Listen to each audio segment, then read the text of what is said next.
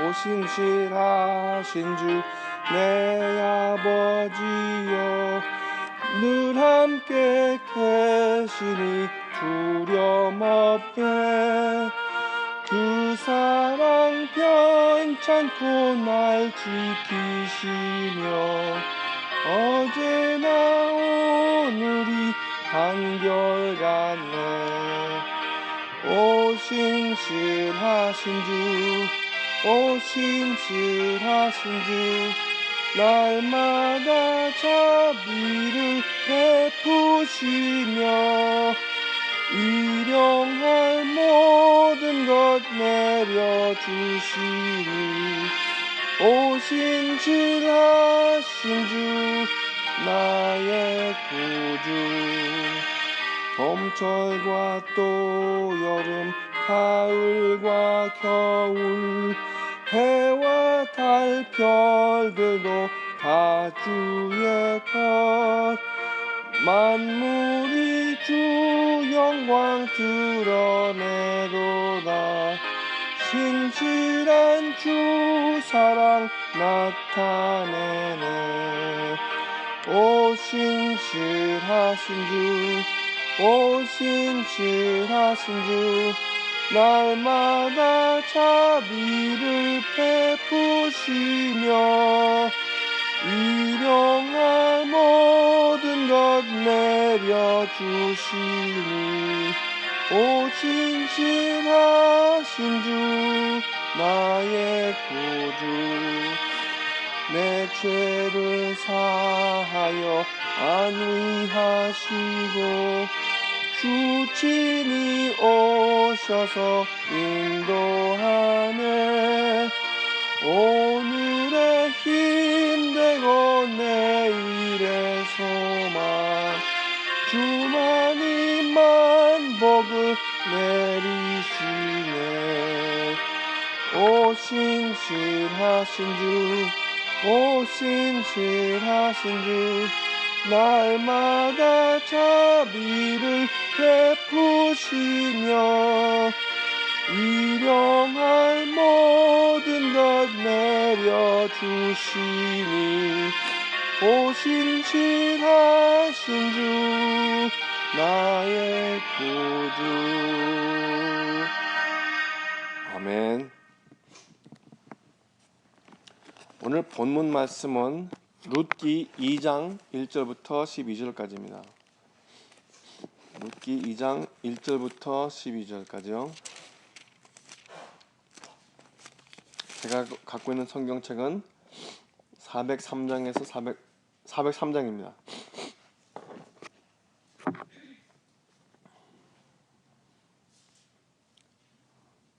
거기에 이르시면은 아멘으로 화답해 주면 제가 읽기를 시작하겠습니다.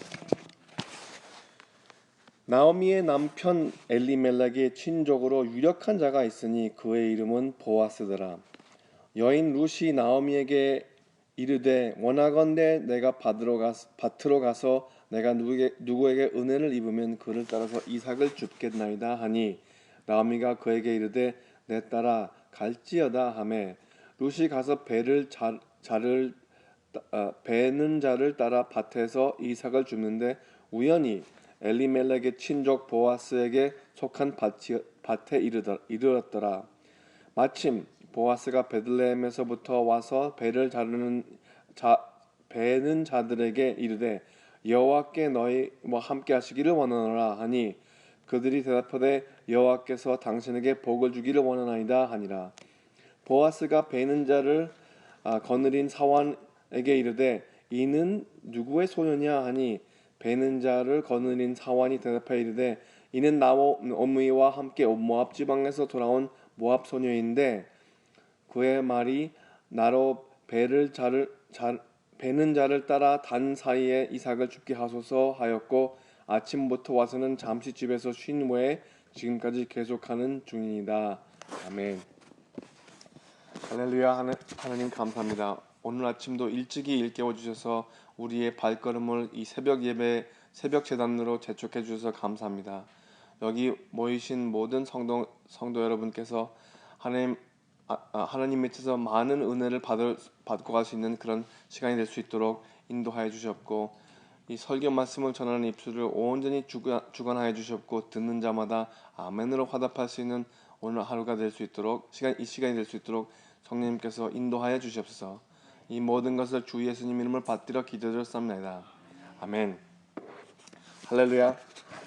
오늘도 새벽 예배에 참여하신 성도 여러분 주님의 이름으로 환영합니다. 오늘은 어제부터 시작한 룻기를 본문 삼아 말씀을 듣고자 합니다. 이 이스라엘 사람들의 문화에는 하나님께서 신경을 쓰셔서 사회에서 약하고 가난해서 스스로 힘을 쓰지 못하는 사람들을 위한 법칙들이 많이 있습니다. 그 중에 하나는 그 고엘의 법칙이라고 해서 한 사람이 재산이 없다든가 어떤 문제에 들어서 있을 때 친척 중에 남자 한 명이 그의 고엘이 되어주는 것이죠. 그래서 친척에서 나오는 구속자. 오늘 본문에는 보아스라는 사람이 등장합니다. 어제 말씀드렸던 나오미의 죽은 남편 엘리멜렉의 친족이라고 오늘 소개가 되고 있지요. 그런데 이 보아스는 땅까지 소유를 하고 있는 부유한 사람입니다. 우리 본문에는 유력한 자라고 이야기를 하는데 그것은 보아스가 그 마을에서 좀 알려지고 좀 존경을 받을 만한 존재였다고 해도 틀리지 않겠죠. 이제 룻이 자기 시어머니와 함께 베들레헴까지 왔는데 룻이 매일같이 해야 하는 일은 이삭을 줍는 일이었죠. 우리들 특별히 좀 젊은 세대는 이해하기 좀 어려운 개념이지만 하나님께서는 이스라엘 백성에게 다음과 같은 율법을 제시하셨습니다. 레위기 23장 22절에 보시면은 너의 땅의 곡물을 베일 때에 밭 모퉁이까지 다 베지 말며 떨어진 것을 줍지 말고 그것을 가난한 자와 거류민을 위하여 남겨두라. 나는 너의 하나님 여호와니라. 참 가난한 사람들을 염려하시고 아예 가난한 사람들을 위한 하나의 방침을 이스라엘 민족의 풍습에 새겨주신 것이죠. 그래서 아무 재산도 없고 생활도 안 되는 가운데 룻은 남의 밭에서 떨어진 곡식물을 주워서 그 하루 종일 모은 이삭으로 시어머니와 함께 끼니를 채우는 일을 했던 것이죠. 여기에서 우리말로 룻이 누구의 은혜를 입으면 그를 따라서 이삭을 줍겠나이다 라고 기록되었습니다. 영어로는 Let me go to the fields and pick up the leftover grain behind anyone in whose eyes I find favor. 그러니까 좀 달리 말하자면은 나를 좀 잘 봐주는 사람 뒤에서 이삭을 줍으러 나갔다 오겠습니다 라고 인사하고 나가는 장면이죠. 그런데 배를 자르는 사람을 따라 이삭을 줍는 그 터가 우연치 않게 바로 보아스의 땅이었다는 것이죠. 보아스가 엘리멜렉의 친족이었다고 말하자면은 보아스가 이 룻이라는 여인의 친척에서 나오는 바로 그 구원자, 바로 고엘이 될 수 있다는 말입니다. 여기에서 우리가 볼 수 있는 것은 룻은 죽을 각오까지 하고 시어머니를 따라와서 어떤 낯선 사람 땅에서 이삭을 줍는 일을 하고 있지만 하나님께서는 그 땅이 바로 보아스, 룻의 돌아가신 시아버지 친족의 땅에서 하게 된 것입니다. 우연치 않은 하나님의 섭리죠. 그 중에서 바로 보아스가 베들레헴부터 와서 노동하는 사람들에게 이렇게 인사를 합니다. 여호와께서 당신들과 함께 하시기를, 그렇게 인사를 하는 거예요. 그러니까 거기서 노동하는 사람들도 역시 이렇게 대답합니다. 여호와께서 당신에게 복 주시기를. 참 유쾌하고 상쾌하고 통쾌한 장면이죠. 그런데 곡식을 베어 거두는 사람들 중에 그들을 관리하는 사환한테 이렇게 묻습니다. 보아스가. 여보시오, 저기 저 아가씨는 네 집의 딸이요. 그런데 이 사환이 대답하기를 이는 나오미와 함께 모압 지방에서 돌아온 모압 소녀인데 그의 말이 나로 배를 따라 단 사이에 이삭을 줍게 하소서, 그렇게 승낙을 받았다고 이야기가 돼 있고, 또 아침부터 와서 오직 잠시 집에서 쉰 외로는 지금까지 계속해서 노동을 하는 중이라 이렇게 보고가 됩니다. 여기서 우리가 이제 거둘 수 있는 요점들이 몇 가지가 있다면 다음과 같습니다. 첫 번째는 하나님의 사랑은 언제나 하나님의 사람들은 언제든지 하나님께서 길을 예비해 놓으십니다. 우리가 살아가면서 우리들의 능력, 실력, 우리들의 노력 등을 주장할 때가 많이 있지만 우리들이 주관하지 못하는 많은 조건들이 있거든요. 우리들의 뜻 밖에서 일어나는 만남 등 참 하나님께서 예비해 놓으신 길이라는 것을 우리는 돌이켜보면서 감사해야 할 것입니다. 룻은 오직 자기 시어머니를 따라 그곳까지 왔고 그날 이삭을 줍는 일은 오직 굶지 않으려고 부지런히 일했을 뿐인데 하나님께서는 이미 이삭을 줍을 수 있게 하는 그 백성을 예비해 놓으시고 그 땅에서 식량을 구할 길을 마련해 놓아 주셨습니다. 오늘 새벽 예배에 나오신 성도 여러분께서도 하나님께서 예비해 놓으신 길을 가고 계시기를 축원합니다. 두 번째로 하나님의 섭리 안에서는 우연치 않은 만남이 있었습니다. 그런 우연치 않은 만남이 우리 평상시에도 있죠. 우리 말씀에는 우연히 그렇게 나와 있어요. 우연히 그 터에서 이삭을 줍게 됐다고 했어요. 룻이 이삭을 줍던 그 밭이 보아스의 밭이었다고 기록이 되어 있지만 하나님을 모르는 사람들은 우연이라고 할 수 있겠지만 우리 믿는 사람들은 하나님의 섭리, 예비해 놓으신 만남이라고 해도 틀리지 않을 것입니다. 그 많은 밭들이 있는데 그 많은 밭들에서 이삭을 줍을 수 있었던 룻이 왜 하필이면 자기도 모르게 보아스의 터에서 일을 할 수 있었을까요? 그리고 또 왜 하필이면은 보아스가 바로 그때의 베들레헴에서 돌아와서 그 여인을 볼 수가 있었을까요? 바로 하나님의 섭리, 하나님께서 예비해 놓으신 만남이었죠. 오늘 새벽에 나오신 성도 여러분께서도 하나님의 섭리 안에서 이루어지는 만남으로 하나님께서 큰 영광을 받으시기를 축원합니다. 마지막으로 하나님의 사람들은 어떤 사람이 보고 있든 상관없이 열심히 살아가는 모습을 보입니다.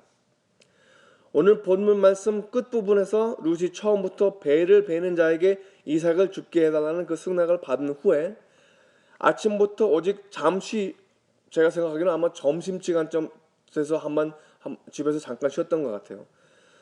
잠시 쉰 후에 해가 저물어 때까지 계속 일을 하고 있었던 장면을 보아스가 엿보게 된 것이죠.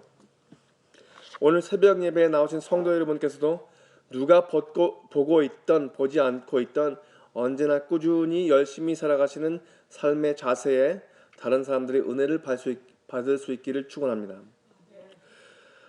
룻기를 다들 읽어보셔서 이제 어떻게 끝나는지 다 아시겠지만 이렇게 조금씩 풀어나가는 것도 재미가 있죠. 참 다음에는 어떻게 될까 기대가 됩니다. 기대가 되게 합니다. 하지만 그 다음 사건에 다음에 일어나는 사건들은 내일 본문 말씀에 다루고 오늘은 제가 아는 예화로 말씀을 드리고 마무리를 짓겠습니다. 생각해보면 한번 여기서 나눈 이야기일 수도 있습니다. 한 8년 전에 선교 훈련 과정에서 들었던 이야기인데 이 세상의 많은 선교사님들은 다음과 같은 현상을 발견하고 있습니다. 특별히 제3국가 빈곤한 상황에서 사는 많은 사람들은 교회가 모이기가 그렇게 어렵진 않아요. 사람들이 많이 모일 수가 있어요. 집합을 하게 되면 사람들이 많이 모이기는 모이는데 그들이 그런 집합에 이렇게 출석하는 이유는 그리 그 먼 훗날을 겨누는 그런 내면적인 변화보다는 선교센터에서 제공해주는 식량들을 더 주목하고 모인다는 것이죠. 이들은 하루 먹고 살 식량만에 집중해서 복음의 더 장기적인 변화를 받지 못한다는 안타까운 사실입니다. 가난한 사람들에게, 배고픈 사람들에게 먹을 것을 나눠주는 것은 물론 바람직하지요. 저와 같이 좀 마음이 여린 사람들은 우리 믿는 사람들이 당연히 그래야 한다고 주장도 할 수 있습니다. 그리스도인들이 마땅히 해야 할 일들이 빈곤한 사람들이 필요가 있는 사람들한테 돕는 게 아니냐, 그 문제에 집중을 해야 되지 않느냐, 그렇게 이야기를 할 수 있다는 것이죠. 하지만 만약에 그 타국에 가서 선교를 그렇게 하게 된다면 그렇게 하는 선교는 반드시 오래 못 가게 되겠습니다. 사람들이 예배를 하든 무슨 집회를 하든 이 공급되는 식량을 그냥 받고 가면은 달랑 거기에서 그 하루 먹을 물고기를 주기는 하지만 그들이 스스로 할 수 있게 낚시를 가르쳐 주지는 못하게 하는 셈이죠.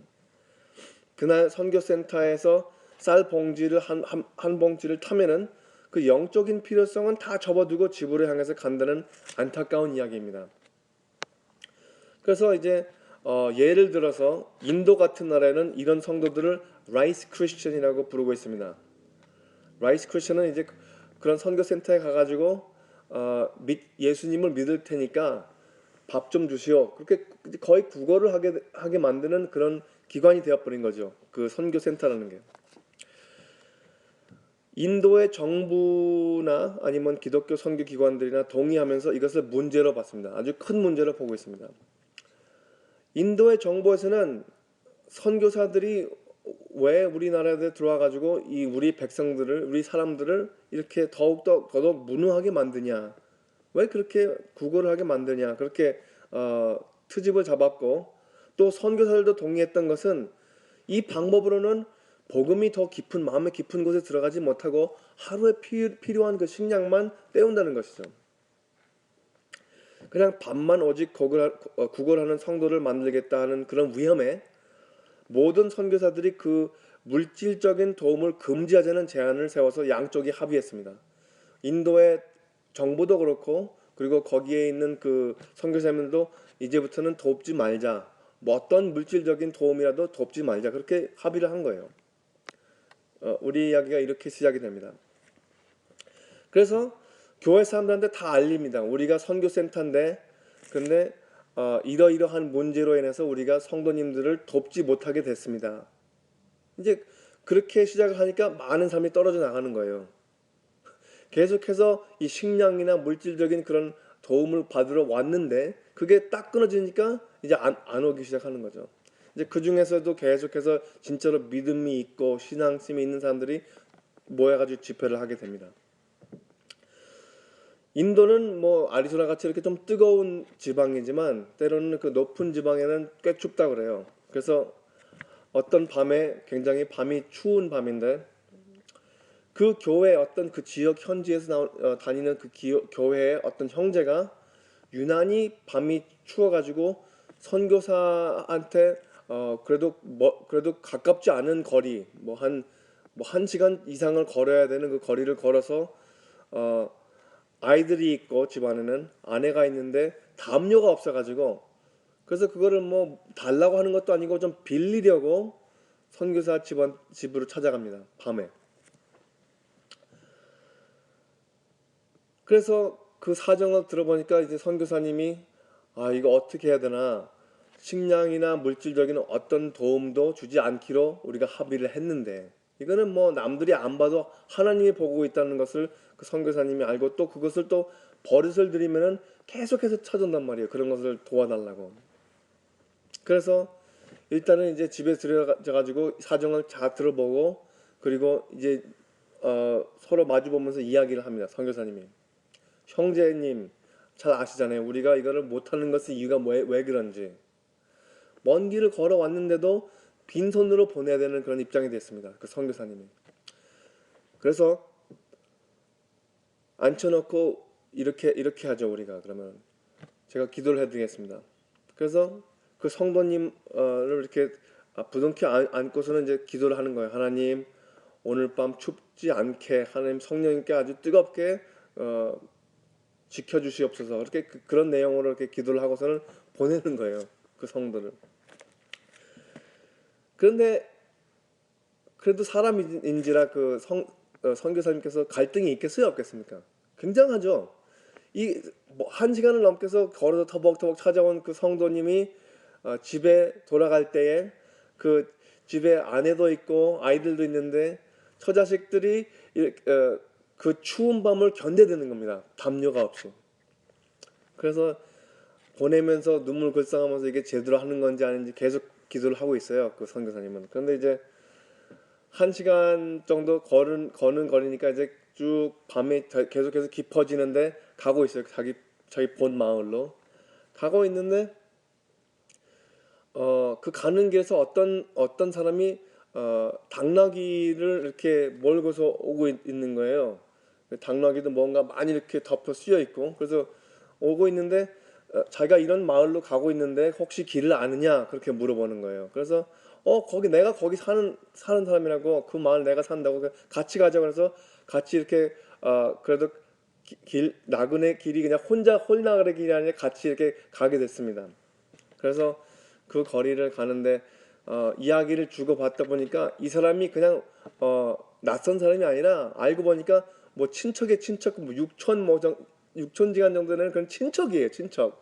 그래가지고 반갑다고 이렇게 친척을 만나기도 하냐고 그러면서 이렇게 쭉 시간을 잡아가면서 걸어가는데 선교사님을 찾아온 그 형제가 그 나귀를 모는 그분한테 물어봅니다. 이 나귀는 도대체 뭐고 지금 우리 마을로 왜 가느냐 그렇게 물어보니까 나는 원래 내 마을에서 담요 장사인데 저 마을에서 담요를 팔라고 지금 가고 있다고 그렇게 얘기를 하는 거예요. 그래서 결국은 이 이야기는 그 기도의 응답이 받게 된 거죠. 필요했던 것을 그날 밤에 받아가지고 그 아이들이 처자식들이 춥지 않게 하룻밤을 보낼 수 있다고 그런 이야기가 전해져 있습니다. 이것은 선교사님이 직접 그 현장에서 겪은 이야기를 우리에게 들려준 것이에요. 우리가 신앙생활을 할 때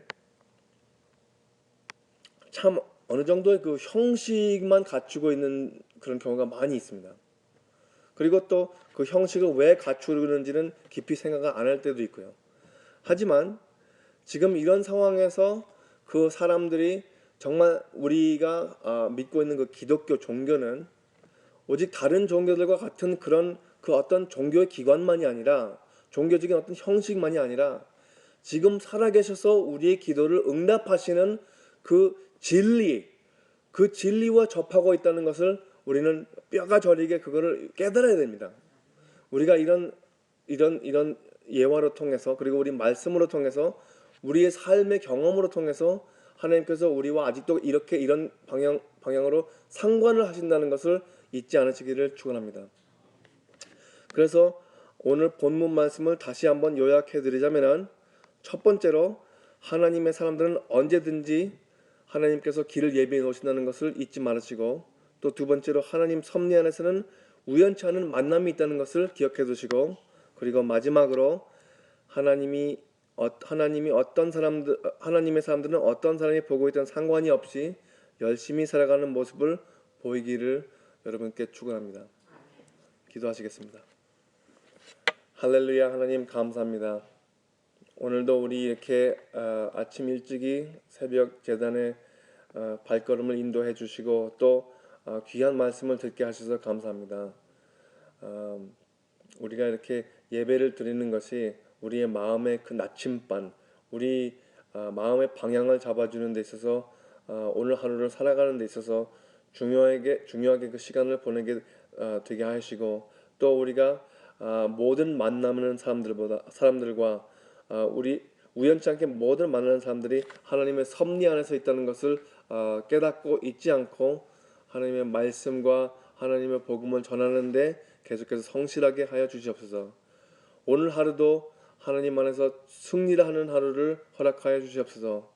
이 모든 것을 주 예수님의 이름을 받들어 기도드렸사옵나이다.